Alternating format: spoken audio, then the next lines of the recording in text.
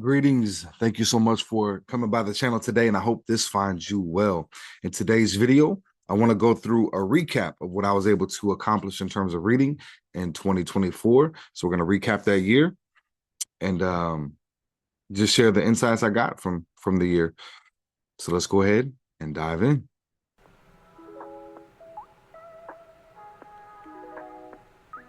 Quillable Quotes Productions. We dive deep and swim around the ideas of the constructed ink on the pages, to seek out and find the precious diadems, the words of value worth wrestling with, that we may share with you the precious thoughts you may not have the time to find. We'll grab the book as you enjoy the gleanings. Blessings, my friend. Let's embark.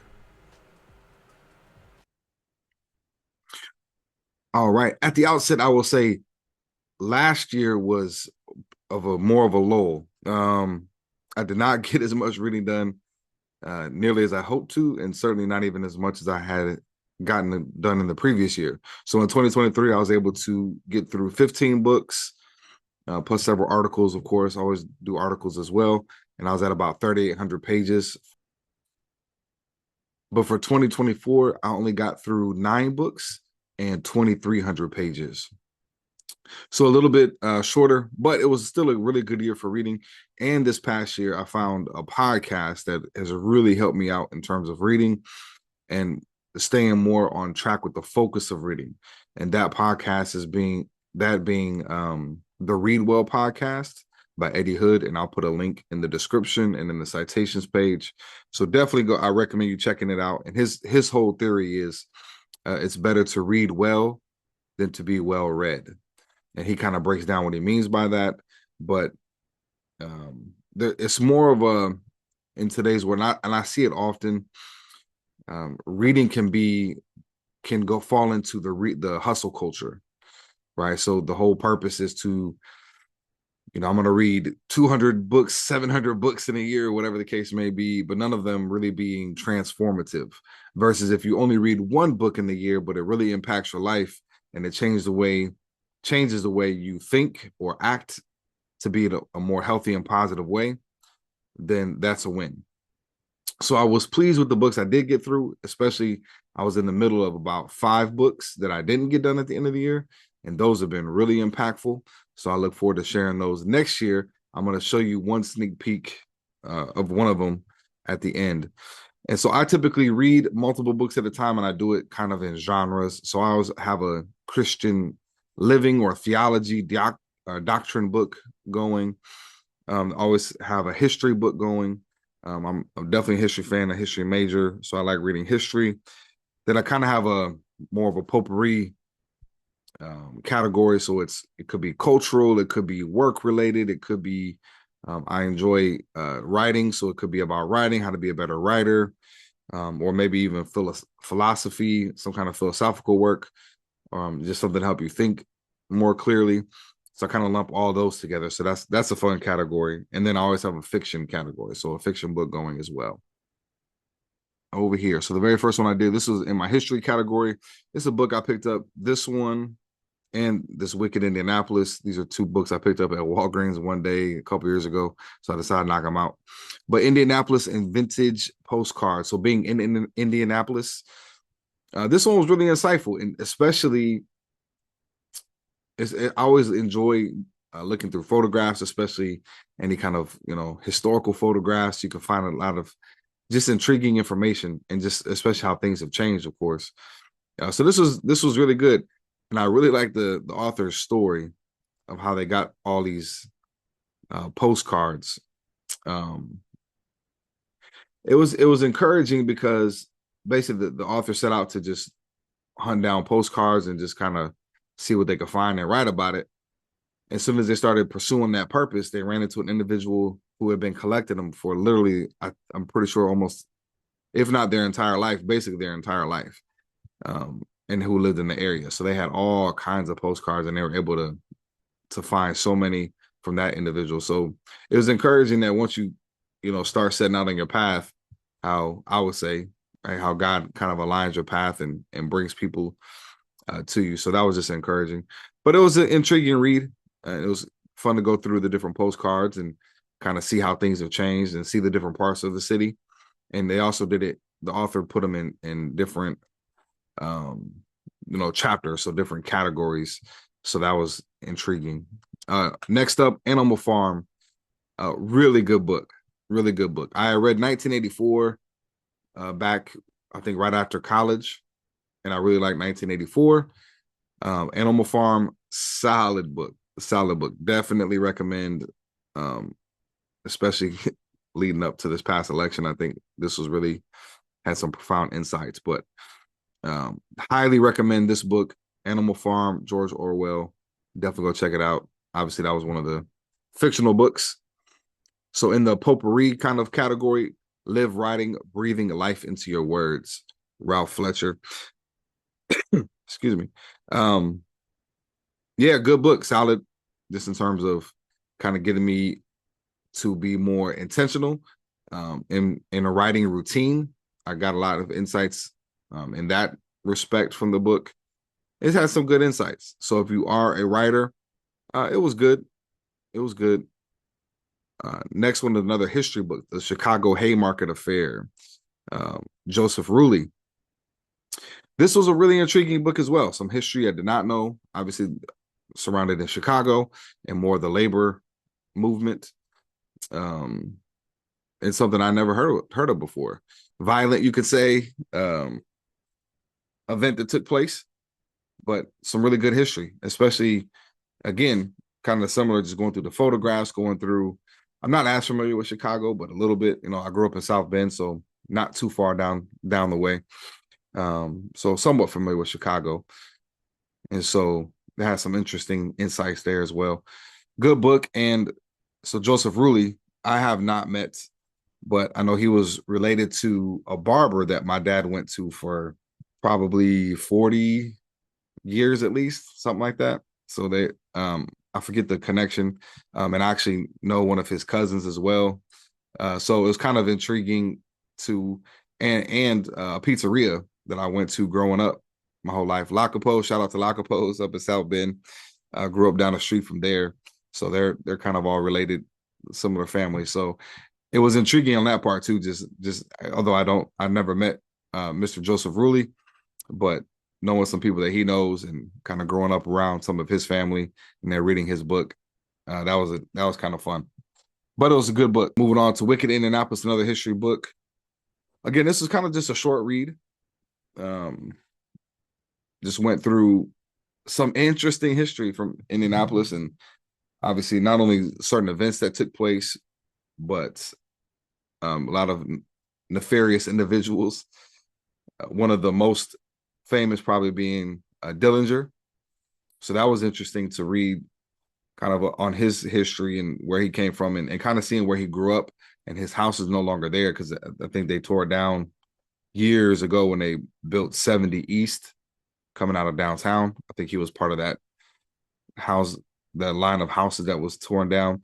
But his brother was, he lived in a house. I don't believe the house is there anymore. It looked like it was a vacant lot, but I delivered over there for Amazon, like right in that neighborhood. So I just like those connections. So knowing that, it shared a story in there how the FBI and the state police, Indiana State Police and Indianapolis police were all tipped off that Dillinger was at his brother's house, and turned out he wasn't. But they had like this whole swarm there, and it's like, man, I delivered on that street numerous times at the time I read that. So that was interesting. So just some interesting history there. Not necessarily highly recommended for history, but if you are interested in Indianapolis history, it's not a bad read, and it's pretty quick. Another novel, The Call, Rick Joyner. I really like this book. Not for everybody, probably. It's more of a, I don't even know how you really classify. I classify it as fiction. He probably wouldn't like that classification, but it has some really good insights from a Christian perspective. So it's a book 2 in a trilogy. The Last Call, or no, the Last Stand, first book. The Final Call. So this is the follow-up on that one. Really good insights, really just kind of get you to think outside the box what it's going to be like, or looking at the spiritual war around us from a different perspective. So really enjoyed the read, especially as it interacted with, the main character was interacting with saints that have gone before us, prophets, etc., that will meet in heaven or meet in the new earth, however you want to put that perspective. But just having conversations with them, having dialogues, it was really intriguing. I really enjoyed it. So from a Christian perspective, I recommend it. It was good. Another history book, and this one wasn't on my list initially. This was a recommendation, so I went ahead and knocked it out. Stamped: Racism, Anti-Racism, and You.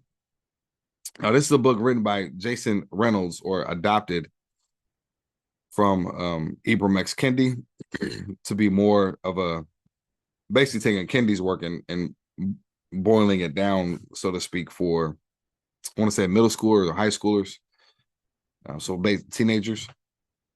I did not like this book.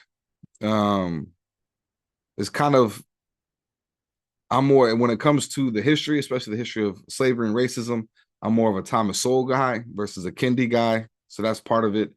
I just think the history of it was the history shared. Some of it was really good, and some of it was a good recap, and I think it was good for teenagers. So it's not all bad. Don't get me wrong on that. But I think a lot of it is not thorough enough in terms of the history.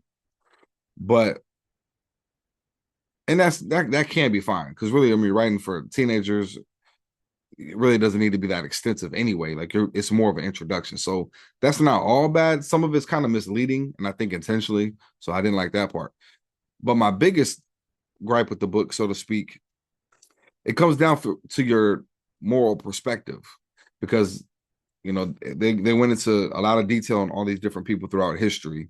Kind of the sense of it was, hey, this individual might have accomplished some great things, but they got racism wrong. So basically, they're trash, right? Or they thought slavery was okay, or they thought black people were less than other people, less than white people, or even less than everybody else. So basically, that person is disqualified. Like, this whole idea of like cancel culture, looking at history, basically.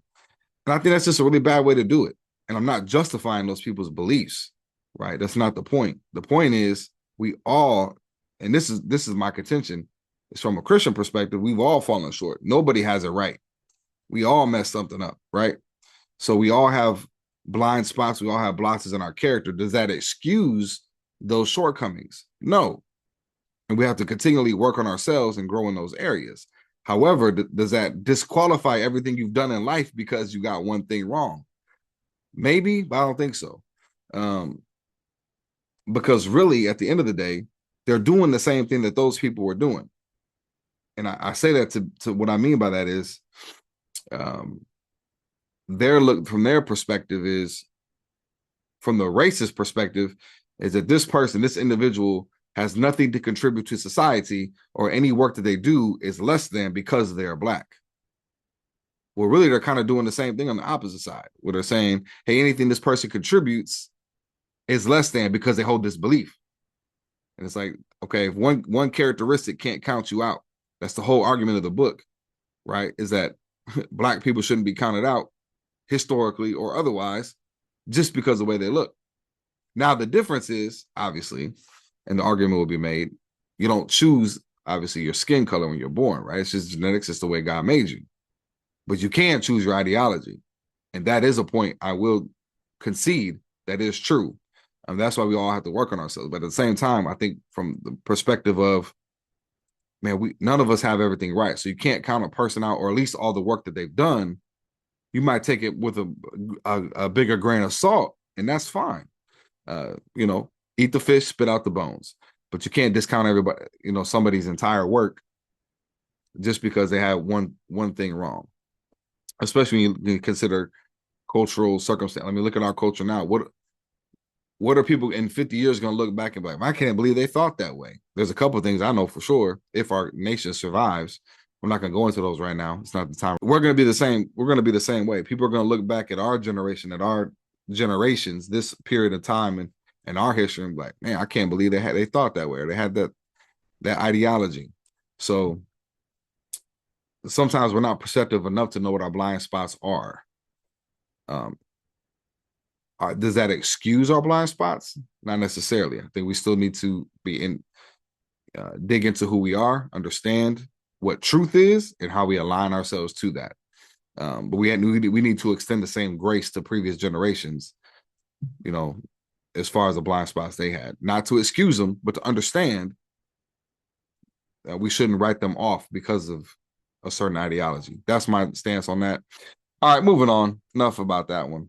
But it did have a couple good things, and there actually was one quote I really liked about when it was talking about Malcolm X, how it related to the media and how the media basically had a campaign against him and to paint him in a certain light. I'm like, man, that was insightful, because that's only gotten exceedingly worse, especially in the last 3 election cycles, probably more than that. But overtly, it hasn't changed very much in America in terms of the media influence. Another workbook, Decide and Conquer, David Siegel. I really like this book. I think I had a lot of really good insights. I met Mr. Siegel on LinkedIn, and he recommended the book, and I picked it up, and it was a good read. So I do recommend it. I think it has some good insights and kind of just him sharing his story when it comes down to leadership. That's really what the book is about: leadership qualities, making decisions. He was a CEO at several different companies, so some good insights there. I haven't had that level of leadership, so it's kind of good to get a picture, a window into that world a little bit. So I would recommend it. It was a good read. Last one from the Christian category. So there was a book I'm going through that I didn't finish. I've done a lot of content on that one. It's called Ian Bounds on Prayer. So that was really the bulk reading of what I've done in terms of doctrine and theology for the year, but I haven't finished it. But I did get this one completed, Growing True Disciples, George Barna. This was a really good read. It kind of surprised me. I don't know why. I guess I didn't really know what to expect, but my expectations weren't high either.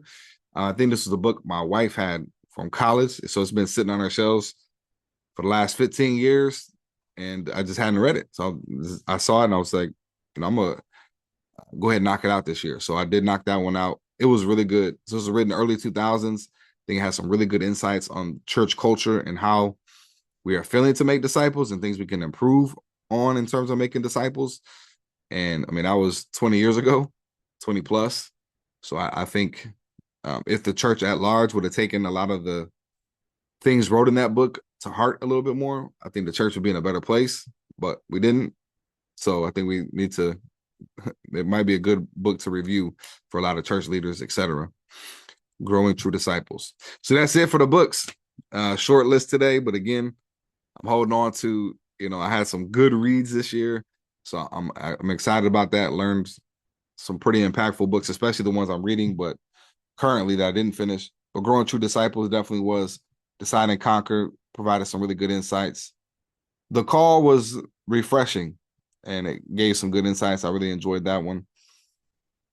And Animal Farm, really, really good one too. It was just really good. And then in another book I'm reading, C.S. Lewis actually did a criticism of 1984 in Animal Farm that I read toward the end of the year. So having this one under my belt at the beginning of the year made it more fresh and impactful. It was good. So real quick, I'm going to jump over to the articles. I'm just going to hit a couple.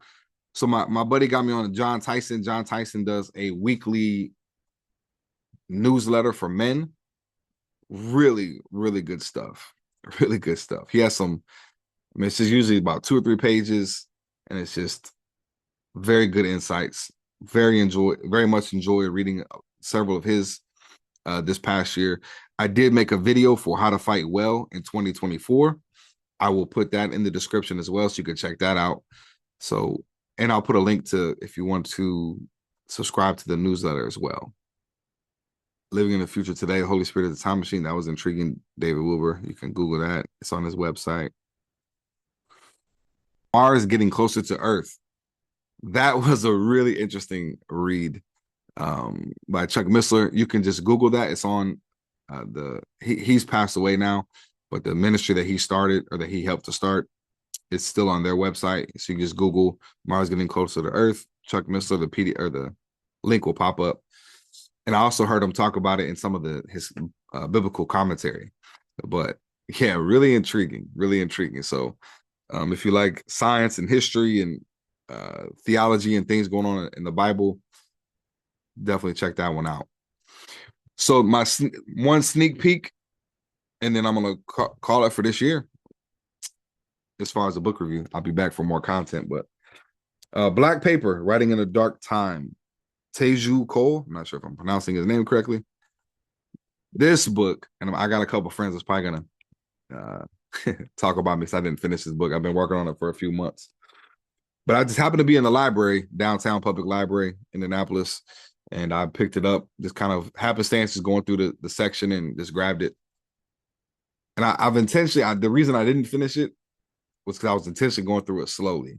This book is so good. It just takes you on such a interesting journey and writing through a dark time. So obviously just wrestling with difficult times in life or difficult situations, but it's just so poetic and artistic. It's just essays, but it just takes you on such a journey from different perspectives, from a perspective of art, from a perspective of photography.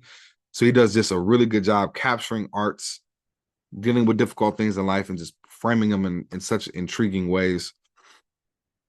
And actually, and I did reference this one, even though I haven't finished it quite yet.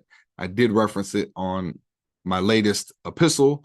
I do a bi-monthly epistle. I don't really call it a newsletter because it's not news, but in that I share, just kind of pick a topic and I share a book and a video and scriptures to go around that topic. So this was the book from the one from this previous week, the Mealtime Epistle. I'll put a link in that for that too, if you want to check that out. But otherwise, that's my recap for this year. I appreciate you taking the time to be here today and going through them. And always drop in the comments. Have you what books did I get through this past year that you've read? Which ones sound intriguing to you? Drop some comments. Let me know. Blessings, friend. Take care.